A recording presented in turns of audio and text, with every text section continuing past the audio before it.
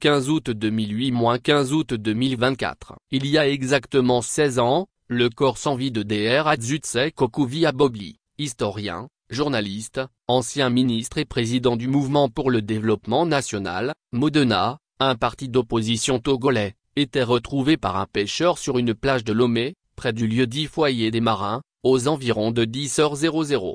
Le corps d'Adzutse Kokuvi-Abobli, plaqué au sol, présentait des yeux injectés de sang, des lèvres sanguinolentes et un front marqué par des ecchymoses. Sa dépouille ne portait aucun effet personnel, à l'exception de ses mocassins et de ses chaussettes. Dans la nuit du 15 août 2008, le ministre de la Sécurité et de la Protection civile de l'époque, le colonel Achaty Tikpina, affirmait dans un communiqué lu à la télévision nationale que le ministre Abobli avait été rejeté par la mer et qu'il s'agissait d'un suicide.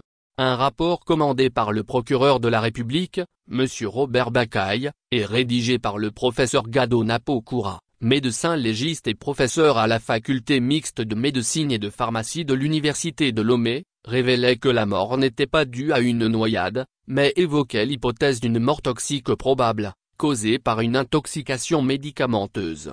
À la demande de la Commission nationale des droits de l'homme, CNDH, et en consultation avec la famille, une seconde autopsie fut réalisée avec l'appui du Haut Commissariat des Nations Unies aux droits de l'homme, HCDH, par le Dr Nizam Pervani, médecin légiste du comté de Tarrant, Texas, États-Unis, agissant pour le compte de l'organisation non gouvernementale Physicians for Human Rights. Ce second rapport concluait que la mort n'était pas due à une intoxication médicamenteuse ni à des blessures traumatiques, mais probablement à une noyade, tout en soulignant l'énigme de la découverte du corps nu sur la plage à l'exception de ses mocassins et de ses chaussettes.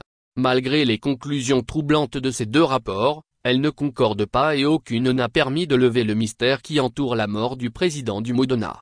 À ce jour, aucune enquête sérieuse ne semble avoir été diligentée par le gouvernement togolais pour éclaircir cette affaire. Ni la population, ni la famille ne connaissent les causes et les circonstances exactes de cette mort. Tous demeurent dans l'attente d'un éclaircissement. Au regard des zones d'ombre qui entourent cette disparition, des circonstances de la mort, de la personnalité du défunt, et du contexte politique dans lequel cet événement a eu lieu, le silence des autorités demeure inquiétant.